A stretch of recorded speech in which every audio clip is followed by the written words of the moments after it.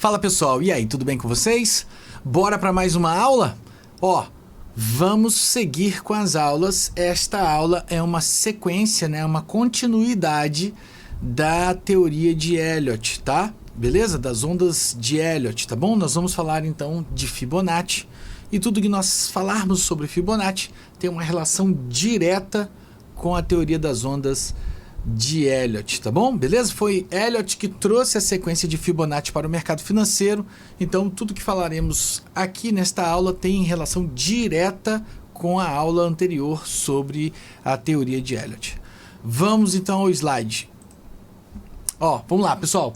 A teoria de Elliott se baseia em um conceito fractal, onde estruturas menores se combinam para formar estruturas maiores. Lembra da aula passada? Nós falamos do conceito de fractal e dentro de um ciclo tem outros microciclos. Dentro das ondas de impulsão tem 5 ondinhas, a 1, a 3 e a 5. Tem ali 5 ondinhas, né? Então, estruturas menores se combinam para formar estruturas maiores em escalas de tempo superiores, em fractais superiores, né? Buscando uma base matemática para este padrão, Elliott encontrou forte correlação com a série de Fibonacci, tá? Esta série é uma sequência de números onde cada número é a soma dos dois anteriores, começando com 1, tá? E seguindo infinitamente. Vamos fazer aqui para vocês entenderem? Olha lá, vamos já colocar um pouquinho de matemática. A gente vai falar um pouquinho de matemática, coisinha do lado do ensino médio. Ensino médio? Acho que fundamental. Enfim, mas vamos lá.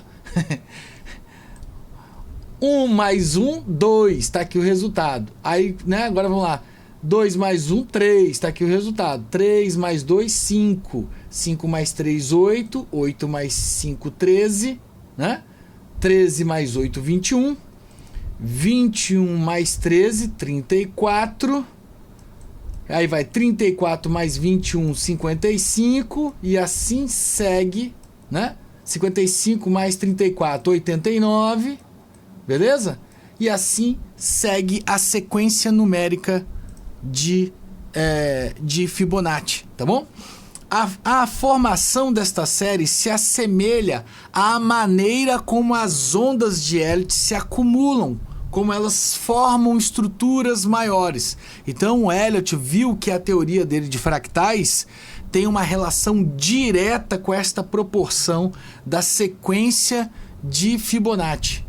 Mais ainda, Elliott se aprofundou e descobriu que o verdadeiro valor de Fibonacci para ele e para a análise que ele estava construindo, a tese que ele estava construindo para uma abordagem no mercado financeiro, está nas razões entre seus números consecutivos. E é aí que a gente volta para a matemática. O que é razão, pessoal? Razão é o resultado de divisão, de uma divisão. O resultado de um cálculo de divisão se chama razão.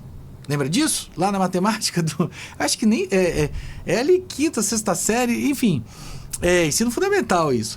E produto é o resultado de uma equação de multiplicação. Não é isso?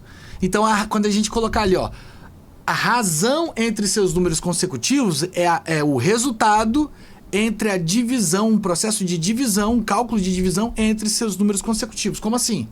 Vamos lá. Então tá aqui, Cadê? Está nas razões entre seus números consecutivos. Entenda o resultado da divisão entre dois números. Ao dividir cada número pelo próximo da série. Então, ao dividir cada número pelo próximo da série, obtém-se uma sequência de razões que converge para aproximadamente 61,8.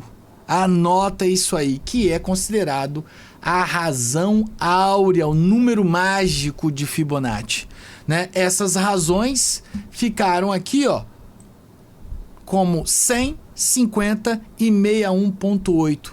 Elas tornaram-se fundamentais na análise técnica para prever níveis de suporte, resistências e alvos de preço. Vamos entender isso aqui, pessoal. Olha lá.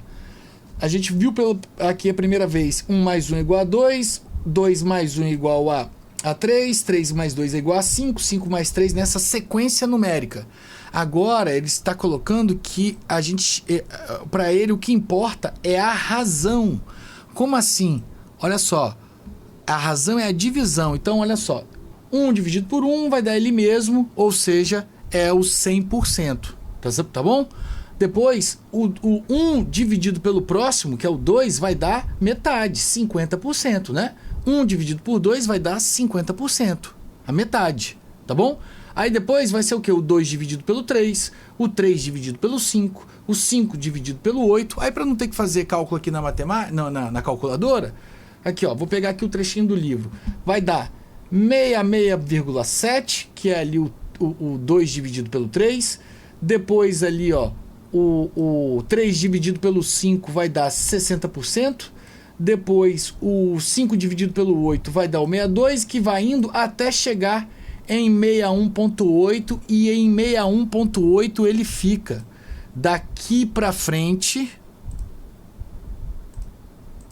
todo número dividido pelo seu próximo, daqui para frente vai parar aqui, ó, no 61,8.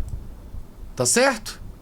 E aí por isso, então, a gente vai focar nestes números, e ele batizou aí, né, do número mágico, né, 61,8. Beleza? Então, anotem esses três valores: 100%, 50% e 61,8%. Beleza? Tudo vai girar em torno dessas proporções. Tá bom? Beleza? Opa. Vamos seguindo? Tá claro isso? Vamos lá. Próximo slide. Ó, conceitos fundamentais, né, e a relação entre Fibonacci e Elliott, né? Sempre dizendo que o estudo aqui nosso de Fibonacci, ele está diretamente ligado à teoria de Elliott, porque foi ele que trouxe para o mercado financeiro. Então tá ali, ó, aplicações de Fibonacci na teoria de Elliott. Mede a profundidade das correções das ondas 2 e 4 e o alcance dos movimentos, ou seja, projeção para as impulsões da onda 3 e 5, tá bom? Então ele vai utilizar os níveis de Fibonacci tanto para medir retrações quanto para projetar os próximos alvos nas impulsões. Então, ao contrário do que dizem por aí de que não se usa Fibonacci para retração, quem criou toda a teoria, que foi Elliott, usava para retração. Inclusive ele bota a percentual de vezes que vem até um desses níveis, né? Não vou entrar nesses detalhes, mas eu vou colocar aqui para vocês um resumo da tese. Então nós deixamos um gráfico aqui em cima para falar das retrações. Aqui, ó. Esse aqui é um gráfico que vai falar das retrações e aqui das projeções, tá? Então, Elliott, o cara que teorizou tudo isso aí, trouxe Fibonacci para o mercado financeiro, utilizava em retrações. Vamos lá. Retração. A primeira retração, onda 2. Variam entre 61,8 e 38,2. Uai, Léo, você falou lá no slide anterior para eu ficar de olho no 100, 50 e 61,8. Que 61,8 era o número mágico. Que desgrama é essa aqui? Esse número novo aí, 38,2. 38,2 é o 61,8 de cabeça para baixo. Como assim? Ó, pessoal, vamos entender aqui, ó. Vamos puxar uma linha aqui, ó, tá? Então, essa linha aí é uma variação de preço. Metade dela é os 50% aqui, né? Só que o que acontece? Qual é a nossa referência? Se a nossa referência for que aqui é o 0 e aqui é o 100, o 50 tá aqui, 50% tá aqui, tá certo? Então, o 61,8 tá aqui, ó, um pouquinho acima dos 50. 61,8. Tá certo? Mas, e se a referência for mudada, for trocada? Se for o contrário, se aqui for 0 e aqui for 100,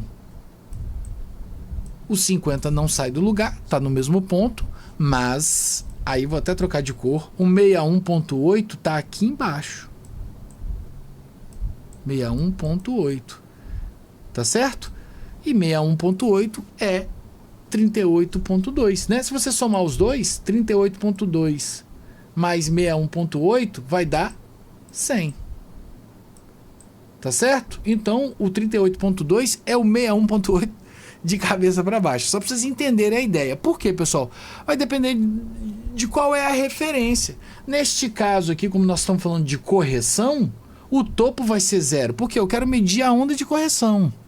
Se eu quero medir a onda de correção, onde que a onda de correção começa, gente? A onda de correção começa lá em cima. Então, lá em cima, para medir a onda de correção, vai ser 0. 0% começa lá. Porque qual é a minha referência? Eu estou olhando para a onda de correção. Ok? Beleza? Tá claro isso? Então vamos seguindo. 38.2 é 61.8. Tá bom? Só depende aí da referência. Tá claro? Então tá aqui, ó. Na grande maioria das vezes, né, o Elliott disse que ela vai corrigir nesta interseção de preço aqui, ó. Lembrando que o 50 tá aqui no meio. Tá bom? Beleza? Então aqui, ó, como nós sempre vamos estar usando para projeção, então para nós aqui sempre vai ser 100. Lá na prática, no nosso dia a dia, aqui sempre vai ser 100, tá bom? Então isso aqui vai ser sempre 61.8. Tá bom? E aí já trazendo um pouquinho aqui da nossa prática, a gente vai desconsiderar este 38.2, tá bom? Apesar de que o Elliott tem lá falando sobre as variações da onda 2, tem uma onda 2 profunda que ela vem quase lá na base. E aí esse 38.2 tem uma probabilidade maior de ser alcançada, beleza? Mas para o nosso dia a dia, pessoal, nós vamos usar FIBO para retração, para medir retração, só quando estiver apoiada por outras regiões. Por exemplo, a média de 20 períodos nos 5 minutos. Média de 20 períodos nos 5 minutos é um trem sagrado. Cara, mantenha o foco nas suas análises na média de 20. É de longe a média mais importante no intraday para ativos do mundo inteiro. Eu vou mostrar isso para vocês no nosso dia a dia. Fiquem tranquilos, vocês vão ver o quão importante é a média de 20 nos 5 minutos. Em outros fractais também, no 60 também bastante, mas para nós aqui, né, a maioria aqui da nossa análise vai ser voltada para day trade, então nos 5 minutos, muito importante. Então, esta teoria aí de retração de Fibonacci, nós vamos usar quando estiver apoiado, por exemplo, na média de 20 ou quando estiver apoiado nos nossos estudos de volatilidade. A gente vai fazer o cálculo de volatilidade histórica e tem os JACs no mercado americano. Quando a retração, essa região aqui, 50% do movimento e o 61.8%, né? Quando essa região estiver envolvida ali, estiver no meio de um estudo de volatilidade, de uma exposição de gama, ou a média de 20 passando aqui, aí sim nós vamos usar a retração, tá? Em qualquer lugar, não. Tá bom? Beleza? Mas que fique claro, na teoria de Elliott usa demais Fibonacci para medir pontos de retração, tá? Ó, então tá aí. Na grande maioria dos casos, retrai entre 50 e 61.8, tá? Tá até aqui dizendo que a onda 2, na maioria dos casos, vai recuar aqui e mais aqui no fundo, tá? Mais aqui no fundo. Mas a gente vai ser mais conservador, nós vamos ficar de olho nessa região, vou mostrar lá no gráfico, e a gente fez algumas amostras aqui para vocês verem como é muito assertivo, tá? Aqui, a onda 4 tipicamente retrai 38.2 da onda 3. Aí, mais uma vez, entenda isso. A referência da retração é lá em cima como 0. Porque aqui que é o início da retração. Começa lá em cima. Tá bom? Então, 38.2 é aqui, a retração mais curtinha, na visão do livro. Tá bom? Na visão do livro.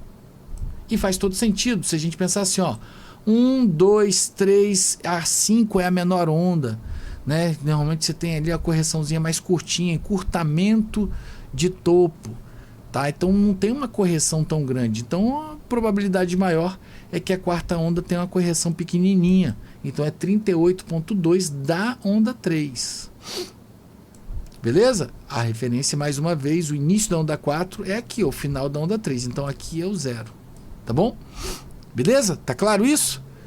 Vamos seguindo. Então, a extensão, as projeções de Fibonacci, para a gente projetar alvos, tá?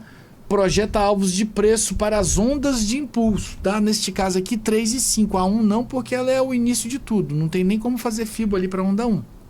Então, a gente vai projetar aí, ó, 100% da onda 1, 161,8 da onda 2 e 262,8 da onda. É isso que está no livro. 200 aqui é nossa prática, tá? Beleza? Então tá aqui, ó. Olha só, o que o livro traz? Se a correção for até 61,8 nosso, porque a gente usa aqui em cima como 100%, ok? Ok? Tá? Então aqui, ó, onde você vê 32,8 é 61,8. Se a correção for até 61,8, ou seja, mais curtinha, a probabilidade maior, vou trocar aqui de cor, é que se projete na onda 3 pelo menos,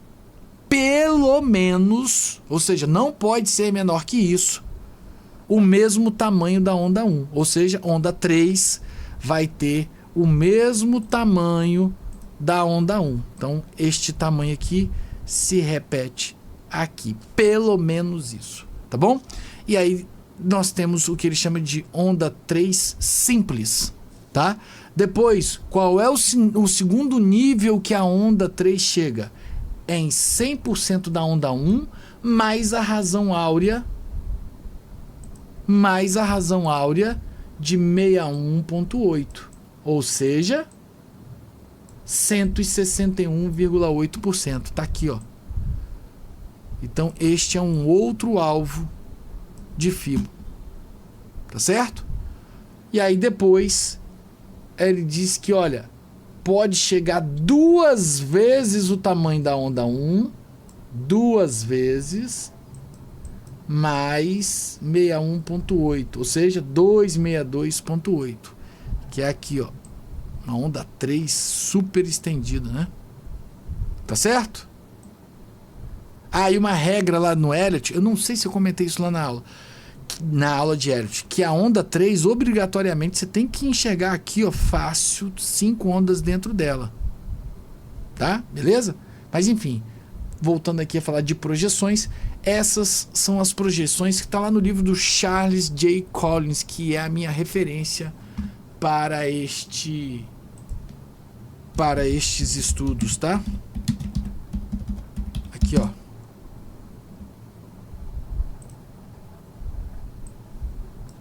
Este danado aqui, ó. Esta é a nossa referência. Tá claro? Vamos seguindo.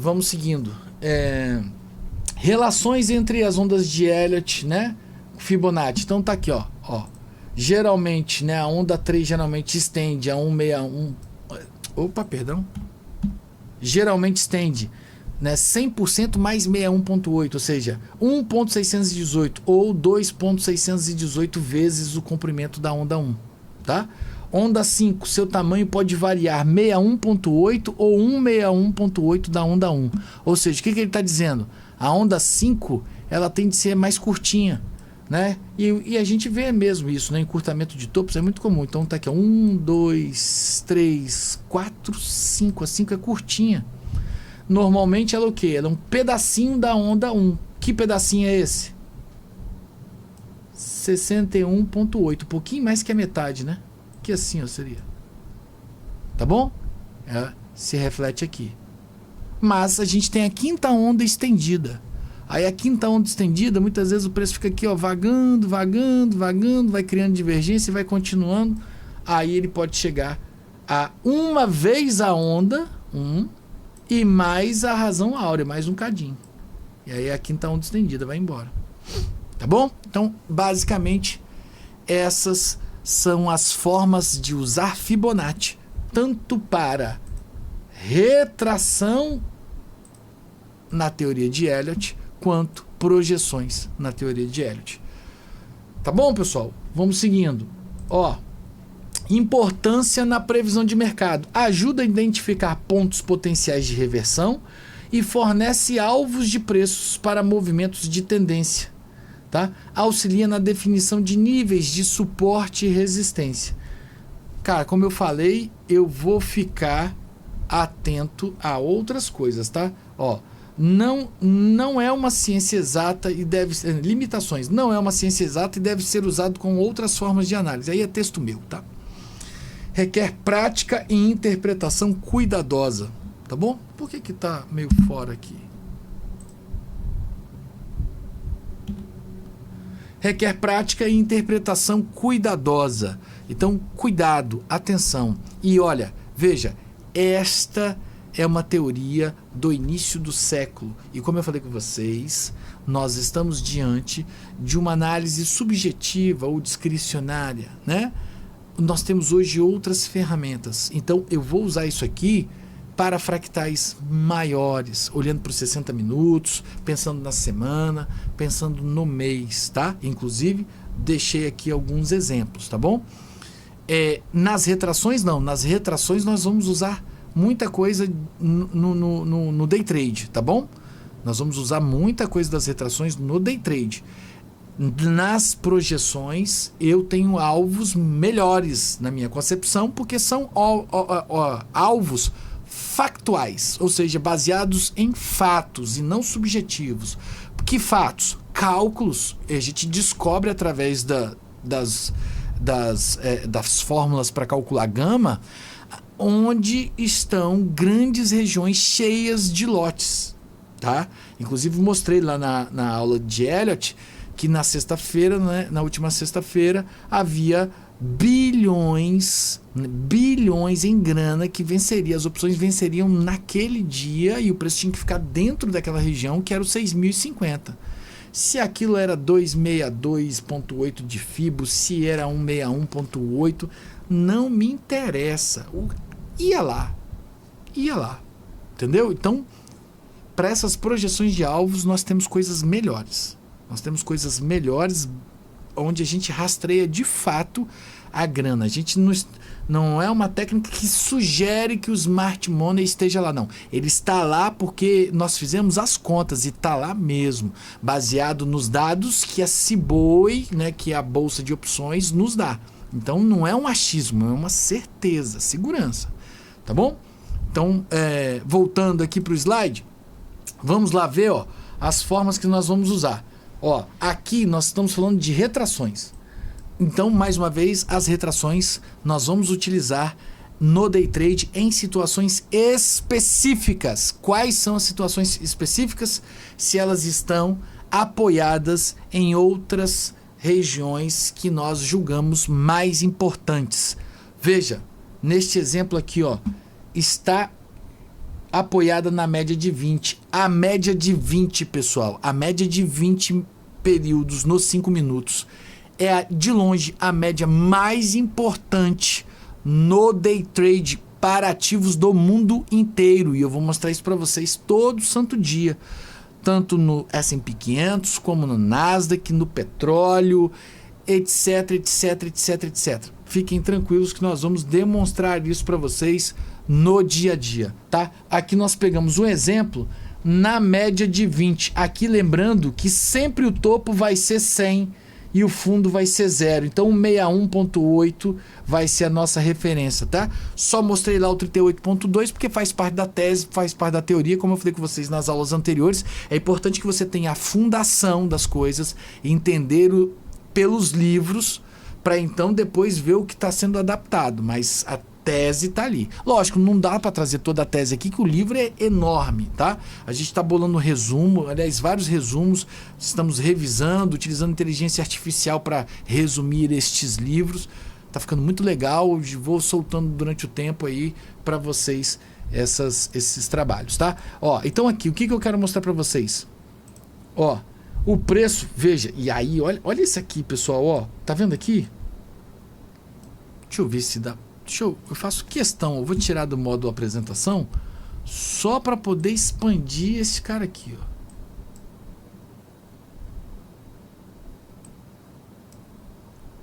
Olha isso aqui, pessoal, ó. Tá? Tirei ali do... Cadê o point to fix aqui? Aqui, ó. Ó. Olha onde inicia aqui, ó, o movimento. Caiu, veio até onde? 1% de variação. 1% de variação. E aqui logo abaixo estava o estudo de volatilidade. Bateu 1% de variação e já, ó, voltou tudo. Parou onde? Em 0,5% de variação. Tá bom? Esse aqui foi o índice. Não, esse aqui foi o S&P 500, perdão. Ó, S&P 500, tá aqui, ó, 6.040. Tá? Não, perdão. Desculpa, foi o dólar. O dólar. Tá? Porque aqui o estudo de volatilidade diária a gente usa no dólar e no índice. Então foi no dólar. E aí, olha só, quando ele corrige, ele vem testar a média de 20. Aí a gente traçou a FIBO. De que maneira?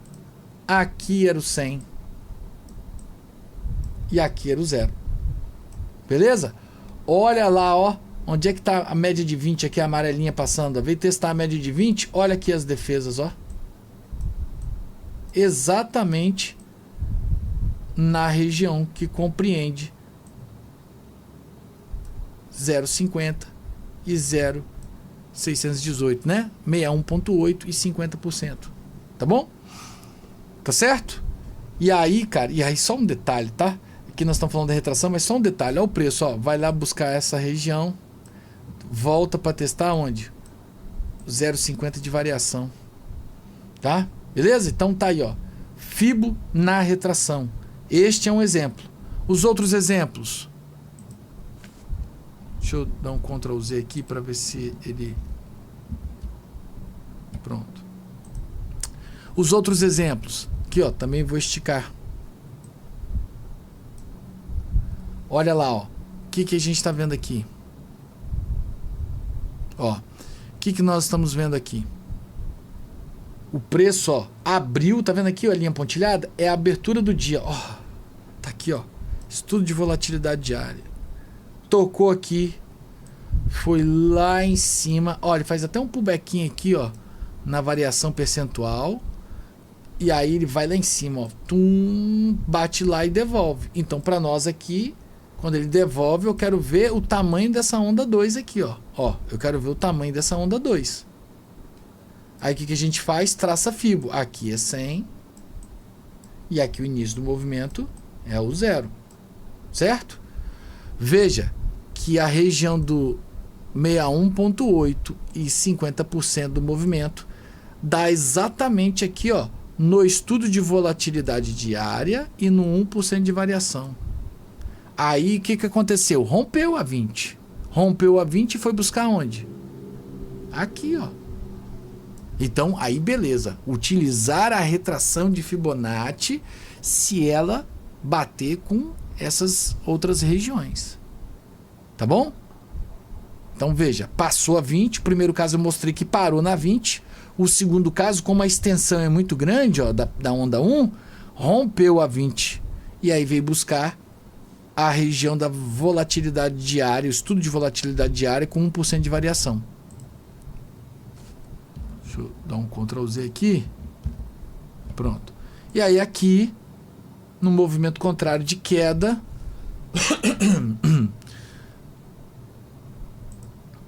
ué, não entendi por que não... Nossa, vou bagunçar o slide todo, né? Para dar um zoom e ficar bom de vocês verem. Ó, o que aconteceu? O que aconteceu? Ó, o preço foi lá em cima, parou no meio de nada, né? Até diferente isso aqui. Caiu, e aí quando começou a recuar, a gente, opa, vamos traçar a FIBO. Aqui é o início do movimento e aqui é o 100. Tá bom? Aí ele rompeu a 20, ó, rompeu a 20. E olha lá onde é que está o 50 e o 61,8. Cravado num estudo de volatilidade. Um pouquinho abaixo aqui, ó, tem a variação de 1%. Ó o preço travado aí na região. Tá? E aí fechou o dia, ó. No outro dia, madeira. Certo, pessoal? Então, é desta forma que nós vamos utilizar a Fibonacci para retrações.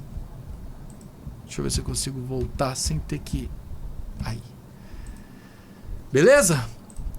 Aí agora vamos para as projeções. E aí, volto a dizer, nas projeções eu vou olhar para fractais maiores. Eu trouxe aí um exemplo de alta e um exemplo de baixa, um pensando na semana e o outro pensando no mês.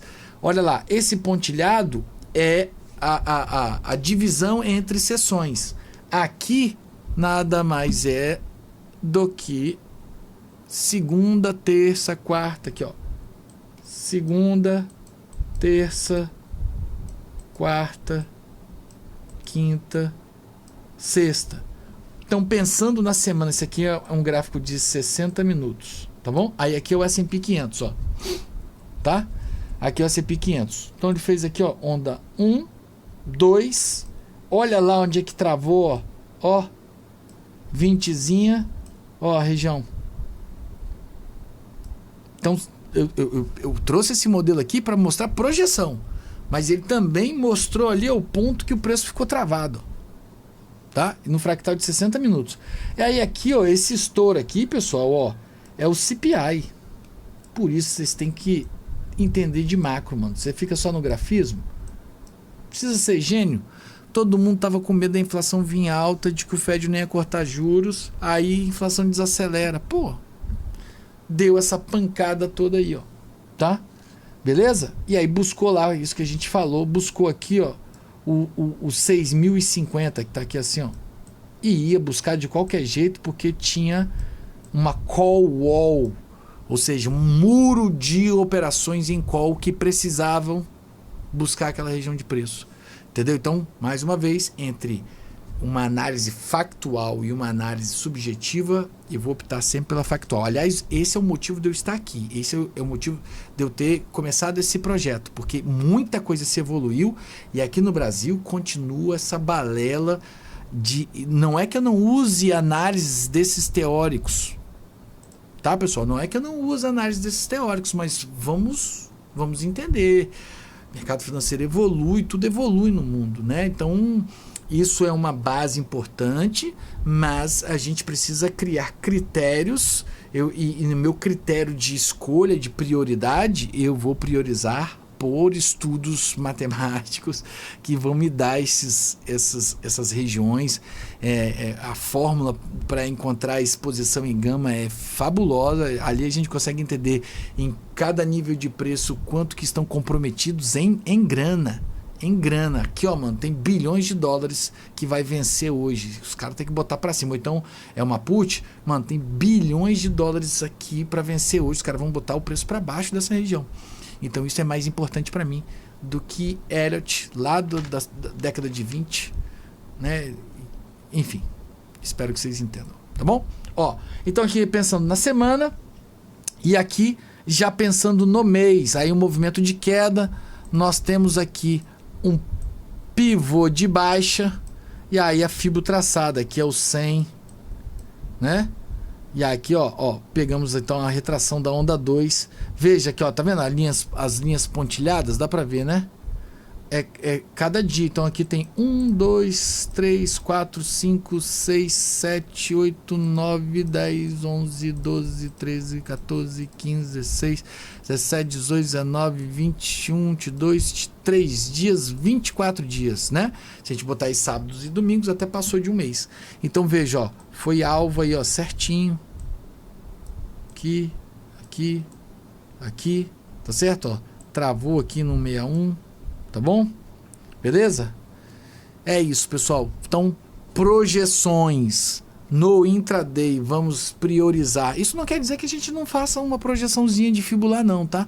Mas se tiver batendo com um estudo de volatilidade ou uma região de exposição em gama, show. Se tiver no meio de um movimento desse, no meio de uma região dessa, para mim não me interessa, tá? Eu vou ter que priorizar e aí eu vou priorizar, como eu falei para vocês, estudos factuais e não subjetivos. Beleza, pessoal? Então, esta é a nossa aula de de Fibonacci e Elliott, né? A segunda parte da aula de Elliott, porque Fibo, quem trouxe para o mercado financeiro, foi Elliott. É isso? Acabou? Acabou. Isso aí, pessoal. Então, ficamos por aqui. Vejo vocês na próxima aula. Valeu!